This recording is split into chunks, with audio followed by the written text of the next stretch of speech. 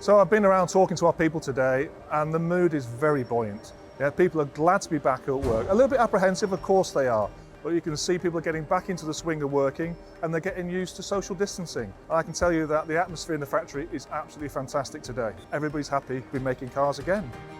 So the first step is we ask people to check their temperature when they're at home, because we know temperature is a key indicator of this disease.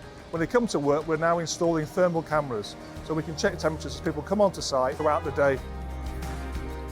Every one of our associates has access to full PPE to make them feel comfortable be coming back to work, including the safety visor. We've been producing these ourselves and we've made sure every single person has access to one of these. With everyone returning, we were a bit anxious, a bit cautious as to what might be coming. But all the measures they put in place, I think from the first moment I came into the car park and I then went down the stairs, I've been received by all the managers. I think it lifted a lot of spirits and made people feel a lot safer.